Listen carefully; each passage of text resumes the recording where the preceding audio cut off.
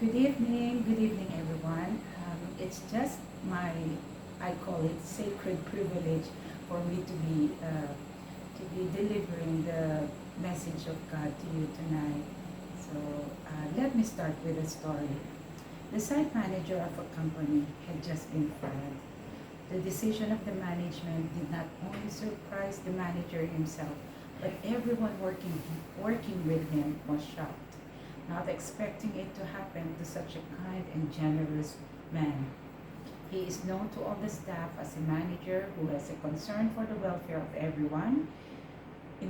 Instead of bossing around and commanding, he reached out to the staff members, regularly checking and asked them how they were, even offering drinks and food to refresh them on a hot day, especially on a hot day. He goes to the work site, shows his support to the staff members, and gets his hands dirty to help them finish their work. This made him earn the respect and appreciation of the staff. So they were wondering what caused him to be fired at work.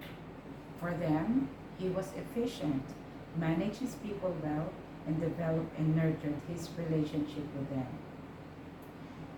This story actually happened, and one of the staff members presented this situation to me, asking my thoughts were, hoping in my experience of working with top management, I would somehow have an idea of any possible grounds for the dismissal, and also because previously I had the chance to meet the dismissed manager and spoke to him a couple of times.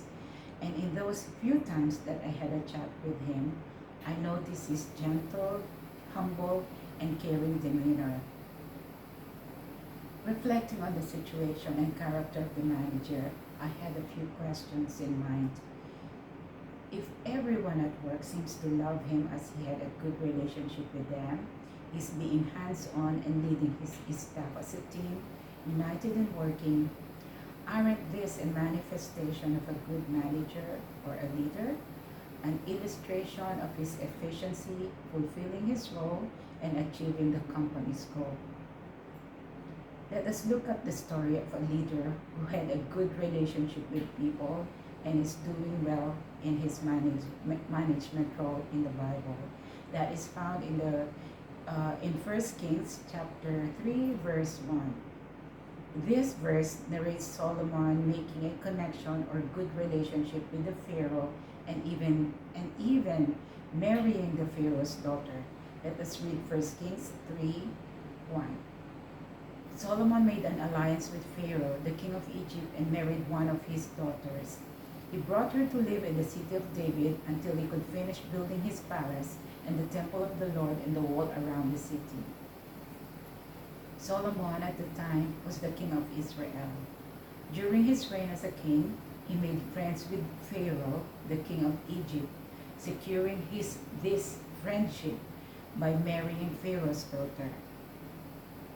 Just reading this first verse of chapter 3 in 1 Kings, Solomon is making a friendship, a good relationship with a neighboring nation, which indicates a good action on the part of a leader, leaders of different nations being friends.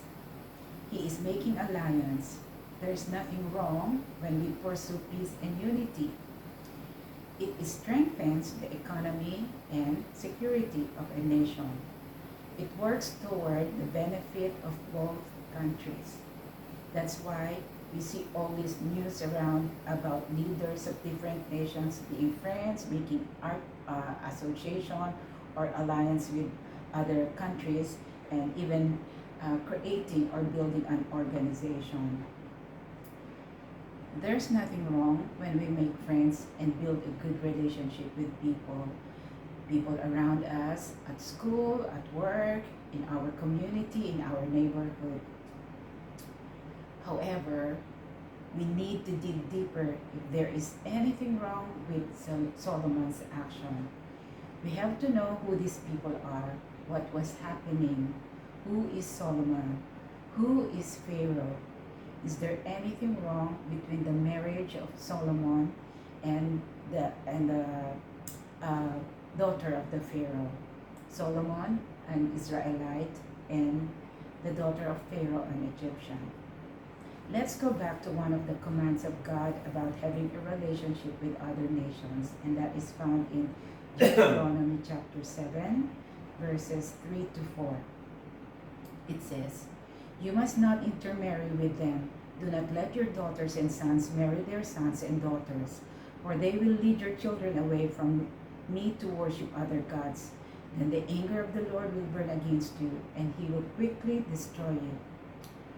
The pronoun them in verse 3 refers to the other nations. This command of God was for the Israelites.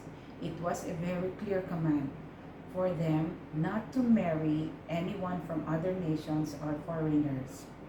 God even explained the consequences of violating this command.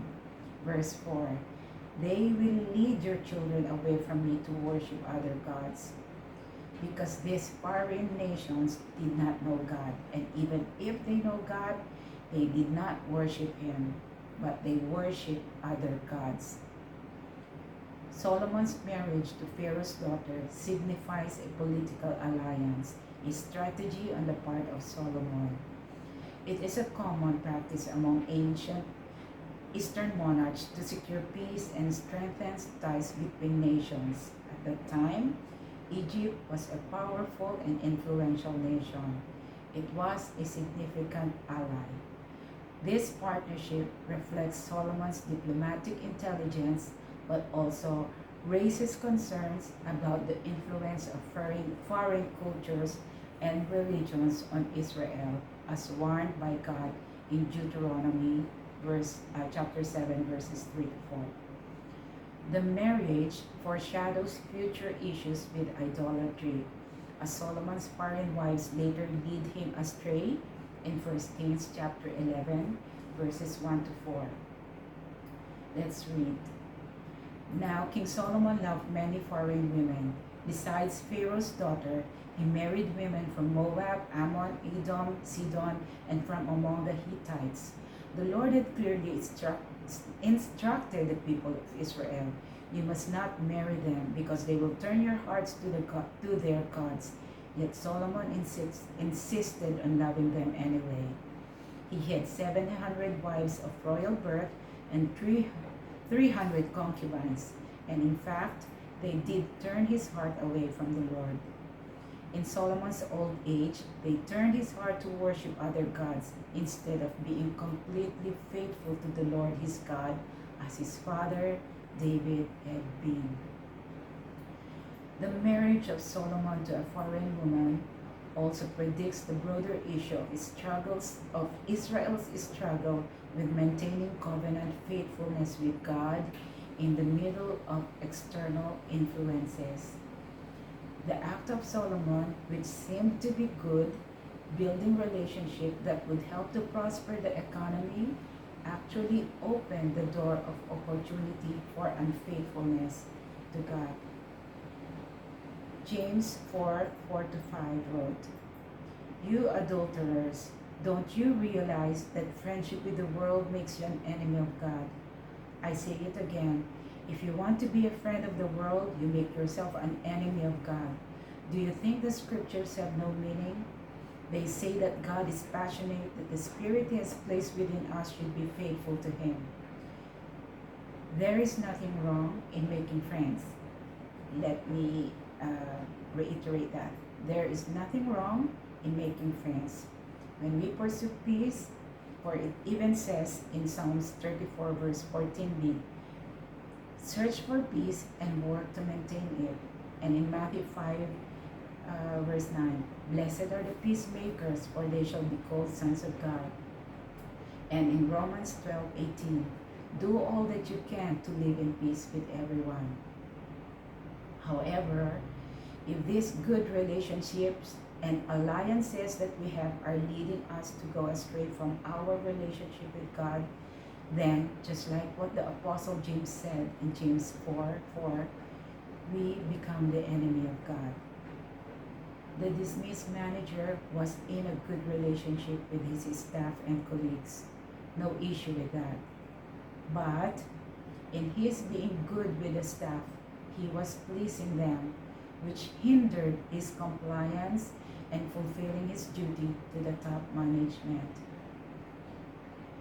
We can be at peace with this world, but not with God. The comfort, security, and peace that we are experiencing could be coming from people around us, our jobs, relationships, things that we do, or what is happening around us. Be careful not to be deceived, my brothers and sisters, with the security we are seeking from this world. Matthew 6:24. No one can serve two masters, for you will hate one and love the other. You will be devoted to one and despise the other. You cannot serve God and be enslaved to money. Yes, he was a good manager. He was a good man, caring to his staff and colleagues. However, he forgot that his first and foremost accountability is with the top management. In our pursuit of success, good relationships, security, happiness, may we not forget that our accountability after all these things is to God. For we are created, commanded, and expected to give our loyalty, our submission, our worship to Him alone. And let me end with this verse in Romans chapter 12, verse 36. For from Him, and through Him, and for Him are all things. To Him be the glory forever. Amen.